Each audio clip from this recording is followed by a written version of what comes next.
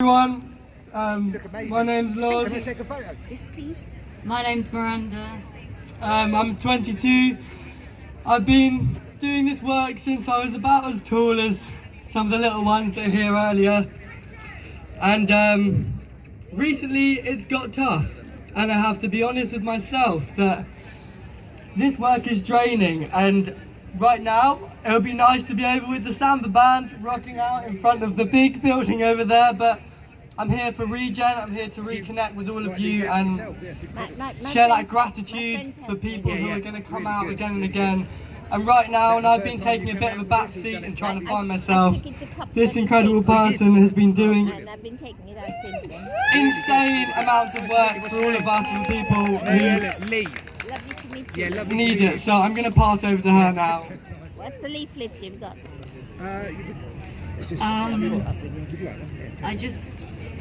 I just want to say I just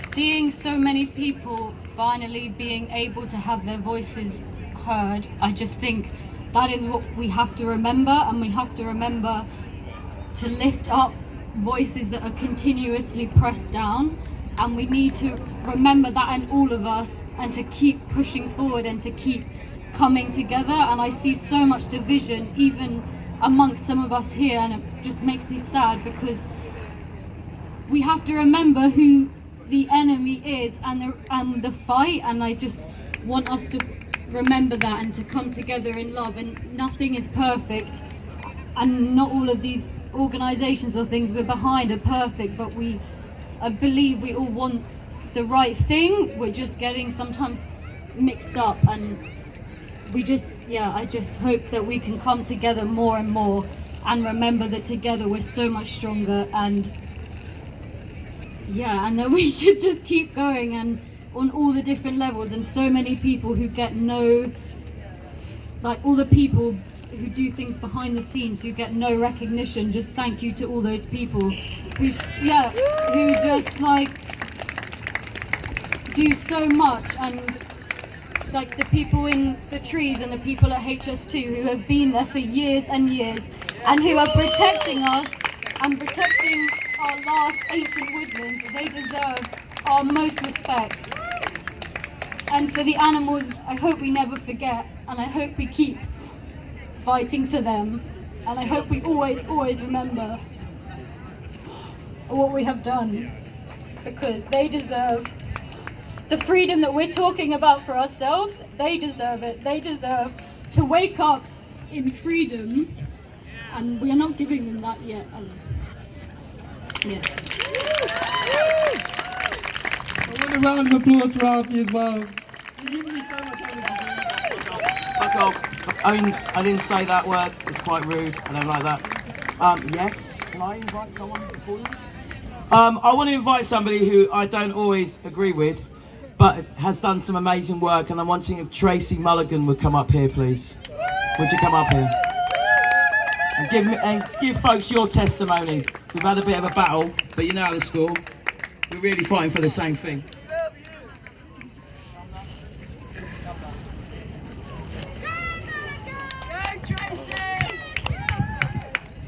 This never gets easier.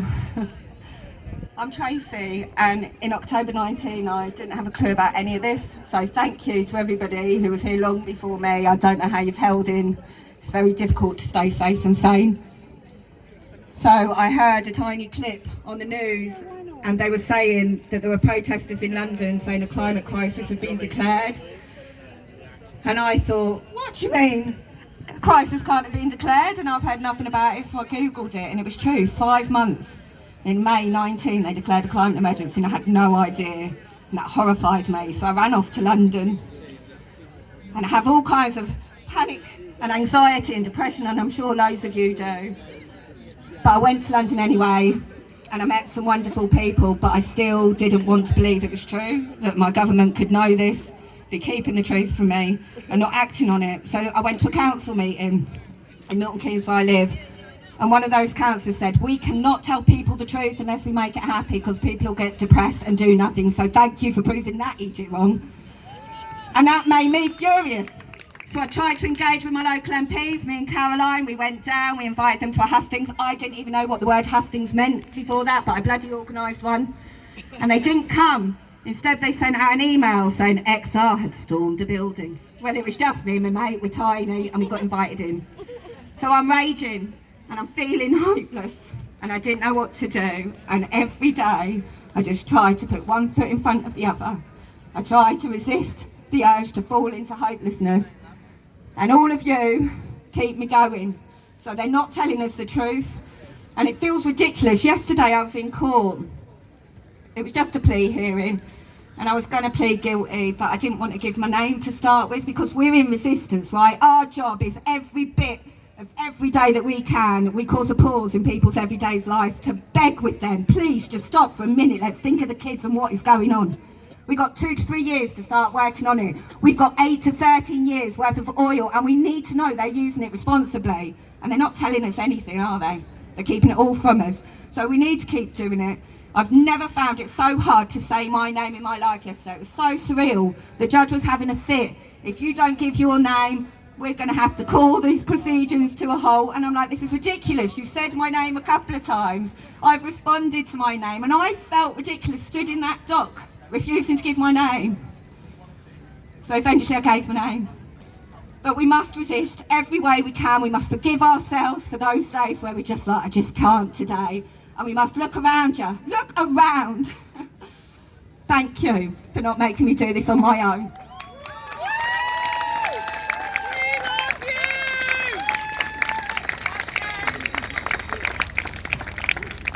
We've got an announcement.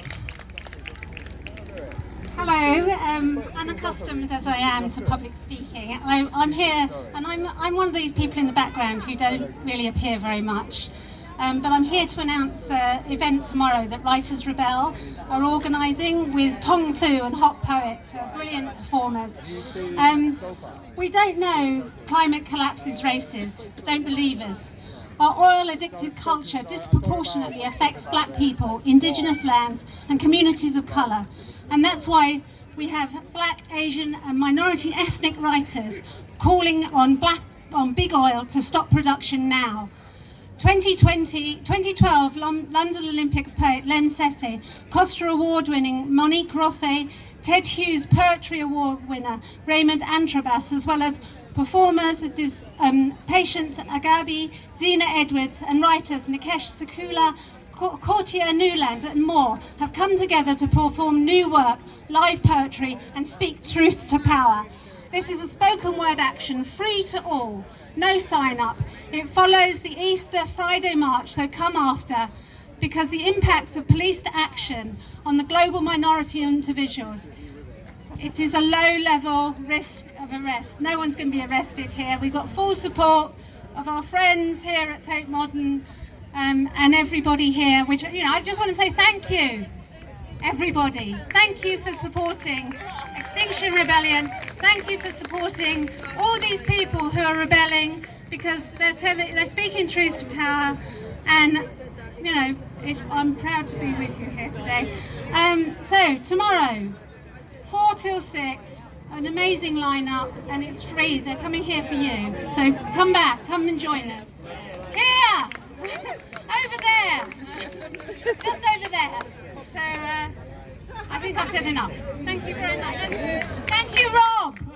And thank you, Miranda. You're just totally brilliant. I'm in awe. Thank you. Right. It's all right. Yeah, sweet. Right, there's this rebel I know, Samba Queen.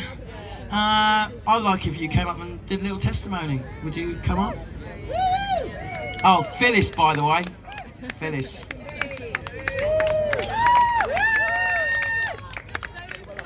Hey, I did a testimony the other day that I prepared, but I've had a really, really, really shit 24 hours, and I've got something else that I want to say. And this isn't really for all of the rebels sat here, because you know, sorry children, you know, this is for the people walking past, and the people that have sat down and had some free food, and the people watching on the live stream. Last night, some of my very close friends were at a place and it got raided and they've been arrested. What we are trying to do is fight a system that is killing us. Those people probably will face conspiracy charges. Those people will probably face prison sentences if they're found guilty. There are people here who I know who are facing the same thing. There are teenagers in the rafters of Gray's oil terminal desperately trying to shut down this system that is killing us. What do we have to do to win? Do we have to get more and more extreme? I don't want to get more and more extreme. I don't want to have to climb into the rafters of an oil terminal or glue myself to the roof of a tanker so that people don't die. You know what I think would work? If every person who sits at home and takes a leaflet walking along the South Bank, if every one of you took a few days out of your life and gave it to us, you don't have to get arrested. You don't even necessarily have to be on the streets. We need so many people to help us. But if every single one of those people stepped up, then we wouldn't have to put ourselves in these absolutely terrifying situations again and again, because it breaks you. And I don't want to be broken. I want to go to St. Paul's and play samba. I want to be able to go to a peaceful protest and know that it's making a difference. So please, if you know people who care about the climate crisis and who are scared and say, but I don't think I can do it, say please try, because some of us can't keep doing this for much longer. Thank you.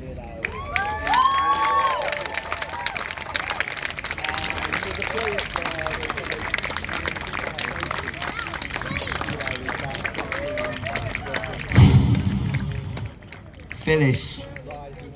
Did I think Phyllis was going to say all that? No. Keep on practice what you preach, because I know what you have done. You're going to have to hold, brother, because this is a moment and this is an atmosphere, and I want to keep it the same. Love you. Love you. Right. I hear a lot of chat about how XR being white, middle class, crusty and hippies. Number one, I don't know who said that, but I love you. But you know what? I'd rather a bunch of white, middle class, crusty hippies give a shit about the South World and do something, even if we're supposedly not reflective of Britain. I think we are. I'm looking here. Majority of people in this country are white. I think 6% of the population is Asian.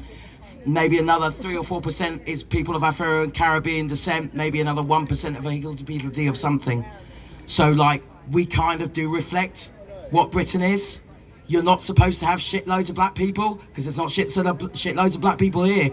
But I'm telling you now, from my personal point of view, all of you gits who are crusties and are hippies are doing the biggest anti-racism thing that you can do by making sure people can live in the countries that they want to live in. That's what you're doing right now. You're standing up for the South World, where many people in those countries want to do activism. They can't do it. They're going to get shut down by their government. They could lose their lives. You're doing this with your privilege, and you're damn well using it. So I thank all of you. Yeah, shut up. I'm thanking you, not the other way around. Don't change the subject. I watched Lloyd's, my days. Lloyd's, You don't understand how much Lloyd's means to me. Lloyd's is the backbone of slavery. It's one of the major people that made so much money and allowed it to continue for so long because they kept ensuring against my ancestors, man.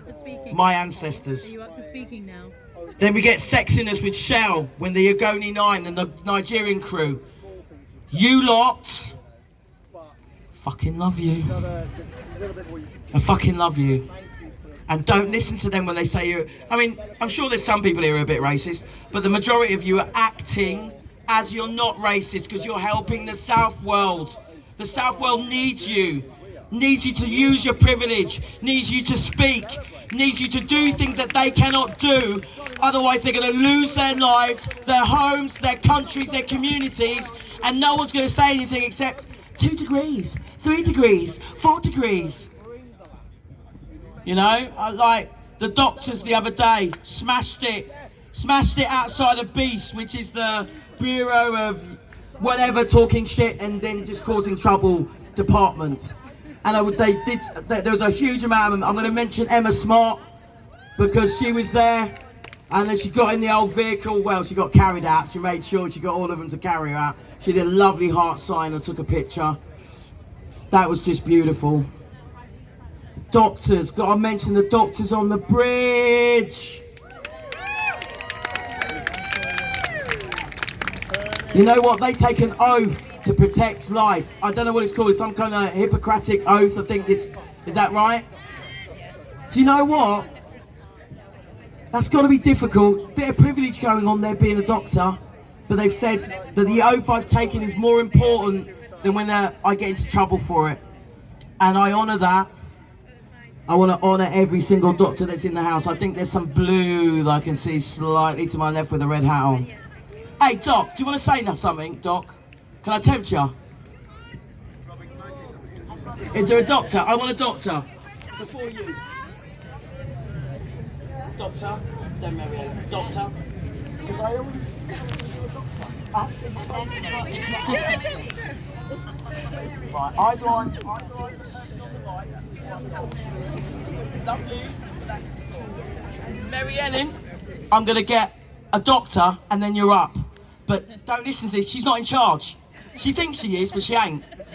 Is there any doctor in the house apart from my lass over there? Because I really would like someone who's a doctor, because that last action where they got arrested on the bridge was the different class, and I really want to honour that here.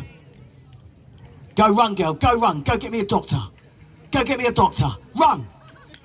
Run, get me a doctor.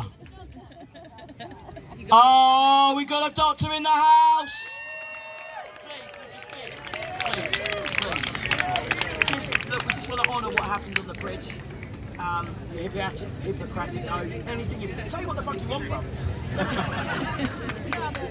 Hi everybody, I've not prepared anything, so I'll just try and... Doctors, give it up.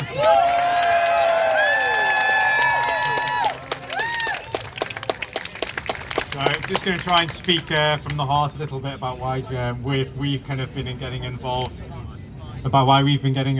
as a group of healthcare professionals. Just to make it clear from the start that whilst we're called, Doctors for Extinction Rebellion, it's a group of everybody, from nurses, occupational therapists, physiotherapists. It's a whole group of healthcare professionals who, all through their own oaths, have kind of come to it knowing that it's our duty, or it's felt to be our duty, not only on a personal level, but within the oaths that we sign up to care for the public's health. The ongoing kind of climate change that we're seeing kind of globally means that we're here not just kind of to represent people from the UK, but also about all those people that have a unheard voice across the globe, and who are also going to be impacted from a healthcare point of view, whether that be secondary directly from fossil fuel emissions and the impact on kind of respiratory health, or increasing droughts and food scarcity, which we all know from the IPCC report is going to mean that at least 700 million people within Africa alone are going to have to relocate somewhere. Of course, there is no answer as to where that somewhere is going to be, for them to be able to survive, for want of a better word. So that's why kind of we're here trying to join the larger cause and highlight the fact that, you know, this is not just about a change in fossil fuel structures and about that kind of the impact on business as such. We also, this is a real kind of climate emergency, is kind of a health emergency as well, and they go together, not just for ourselves but for everybody. Thank you for providing support for us and for also the scientists from Extinction Rebellion as well. We're all working together. Thank you for trying with all of you in Extinction Rebellion. Thank you.